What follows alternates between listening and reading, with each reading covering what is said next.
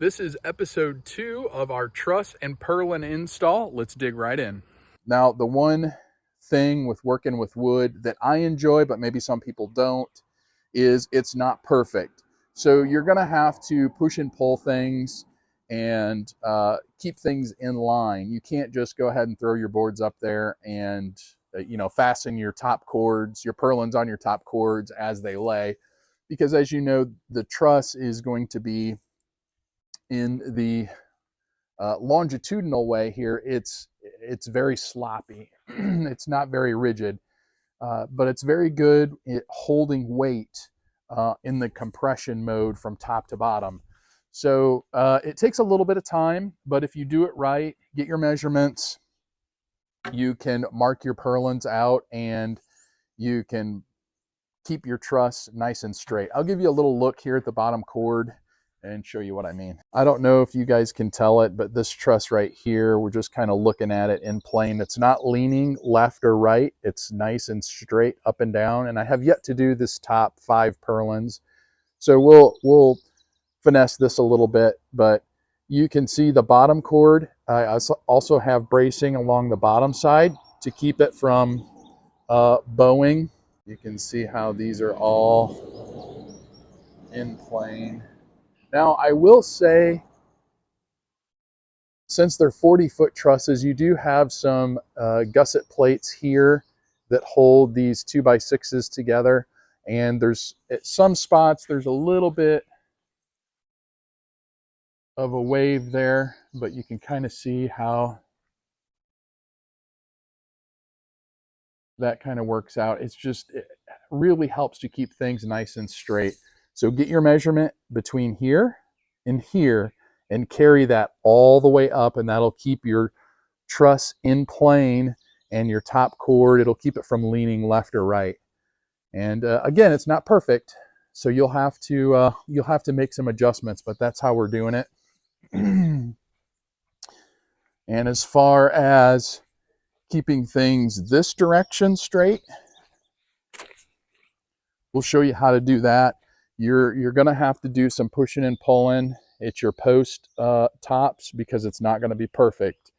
What I do is I take a measurement from bottom of post to bottom of post, and then I write that on the post and I try to transfer that up. Most of these are running about 40 feet 1 inch or thereabouts, within a quarter inch. So it's real easy to keep my truss heels on the outside here, and I'll show you how I'm doing that because we've had to pull stuff. You also need to make sure when you move your trusses around, you're not pulling the top or pushing the top of your walls. You need to keep those plumb, but you can kind of see here how you can keep everything in line. You look at that the center board. Don't pay too much attention to the gusset plates because those aren't all exactly centered, but if you kind of look at the angled members, how it looks, that's how we're keeping things in line. We're down to the last 4 trusses. We have 3 here and then the gable end truss that'll go on once we get our post up. I have 10 more purlins to catch up here. We had a little bit of rain last night, so it made things a little muddy. It was much needed, but just makes things a little sloppy. We moved our purlin workstation here inside because now we have to hand them up. And I'll show you how I am safely attaching these top purlins. I'm about 6 foot and I can walk this bottom cord out and get 5, basically 10 feet out on the trusses very comfortably. But once I get out to this portion, I can no longer straddle the truss. So I'm using my scaffolding with a ladder, and I don't know that it's OSHA approved, but it is wife approved, and I feel very comfortable up there, and I think it's a great way to mitigate falls. But let's get the rest of these marked. We have our dimensions written on our girt board here, so we're going to get these all marked out, pre-drilled, and get them up. One thing you have to watch out for is if you have a timber lock screw location that is over a knot, you're going to want to turn your board around or flip it or grab another board, because you have to countersink these. Show you the heads on these timber lock screws. You can see it there. So you can't leave this stick up because our sheathing goes on top of that purlin. So you got to countersink this in, and if you're over top a knot, it's not going to work. So just a heads up on that. I guess that's where maybe the 60 penny nails would have a little advantage over it, because you could pre-drill your hole and drive it right on through, since it's got a flush head on it. But I really like the timber lock. I don't like to be on top of the building swinging a hammer. If I don't have to. And it's the same way with climbing around on the roof. I try to always have 3 points of contact anytime I'm up off the ground, whether it be 2 feet in a hand or 2 hands in a foot or whatever. It's just not worth falling. If I fall and get hurt, break an arm, there's nobody to come in and replace me. So really have to think about the safety aspect of it. And you should probably be thinking about that even if you did have a replacement. It's not worth getting hurt over, in my opinion. I know some guys on YouTube have videos of them walking out on stuff and with their GoPros and what have you. I guess for me, it's not worth it. Too valuable. I think my life is too valuable to be risking it for the biscuit.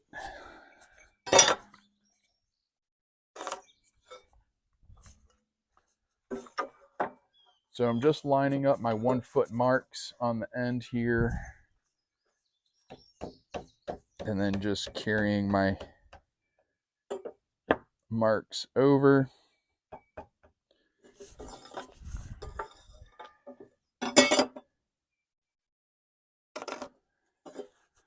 It's just easier this way so you don't misread your tape and mismark something. With the purlins being on edge, you don't have a lot of room if you're off. You know, you got 3/4 of an inch on either side. So you really want to try to be accurate as you can be with these.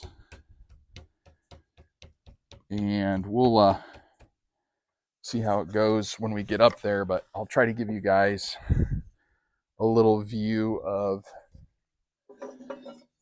up top and see where you have to kind of move the top cord to get it in line and get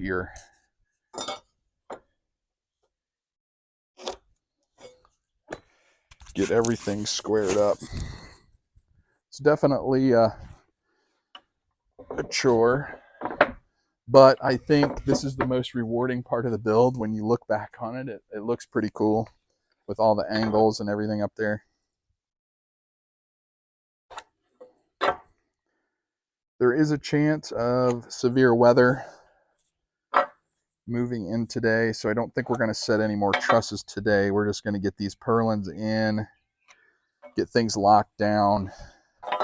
I put these lines down just because it's easier when you're up there to see if your hole is going to be in the center of the board, or the center of the top cord, I should say, on the truss.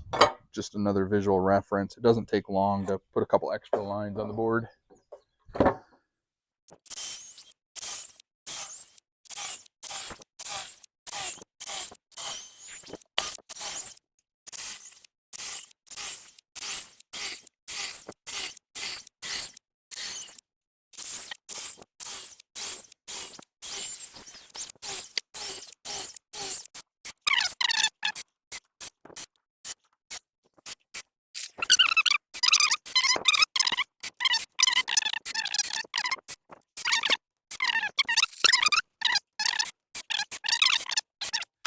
Way easier than swinging a hammer. My arm's not even tired.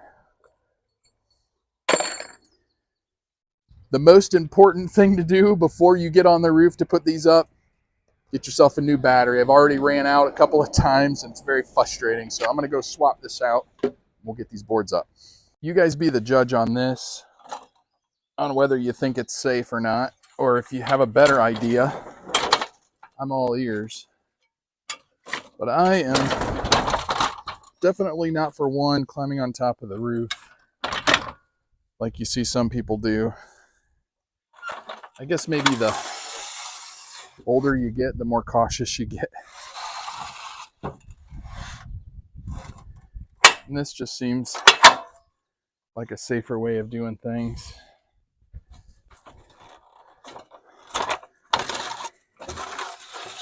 At least for me. This will get the roof locked down. And I think after we get all this done, I got to give myself a little break. I don't know what day we're on. Day 4, day 5. I guess day 5. This is day 6, I guess. And my body's starting to feel it. I need to take a couple days off after we get this done. But I want to get this locked down and secured in case we get some wind.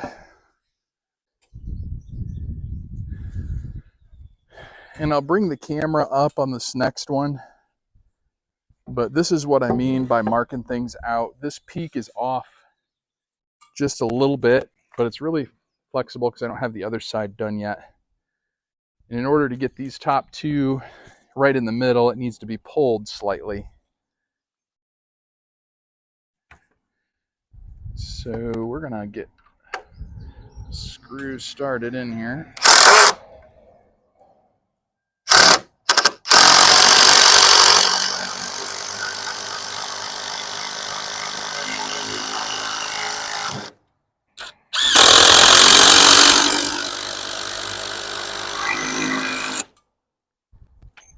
You can't tell me that this is harder than swinging a hammer up here. I would just not be comfortable swinging a hammer up here, but you can see the whole building still moves just a little bit.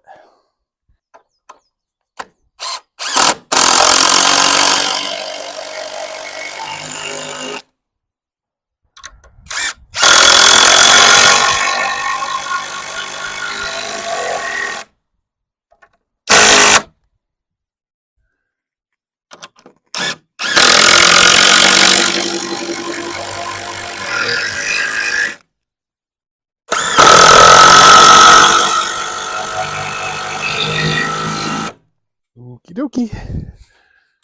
And this is where the trade-off begins with, in my opinion, safety versus work. I think being a little extra safe does create a little more work. So it just depends on what your risk tolerance is. I like to feel safe. So having it set up this way is very nice. There's lots of stuff to grab onto, hold on to. I never feel out of balance.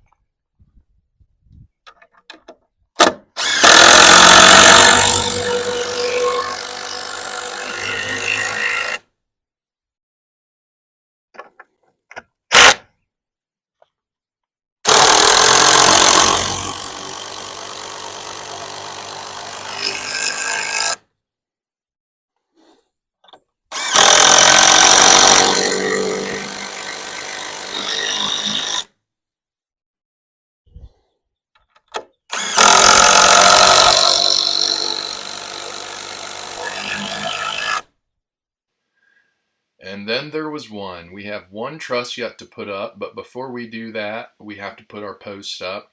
And this was really easy to do with the Mahindra. What we're doing with these posts, I moved my forks together and I put a cross member about 7 feet up on the post so we can pick it up and move it with the tractor. And then I use the forks and the back plate on the tractor to keep that thing from tipping in or out. So you just kind of get it in there nice and snug, but yet enough room where you can move the top and get it plumb with the rest of the wall.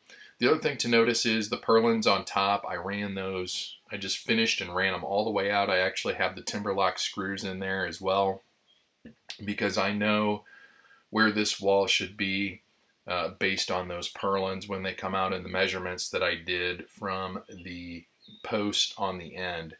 And in the end, it works out to be really, really close up there. I'll give you a shot. It's actually on the next video when I do the overhangs. You'll see that detail on this gable end, and I'll get you some video of the purlins up top and how I mark them, and maybe it'll make a little more sense. It's kind of hard to do at this stage of the project to get the camera up there and work at the same time. And with yesterday, the weather that was moving in, I wanted to kind of keep going and get things locked down. But this part of the project was pretty easy.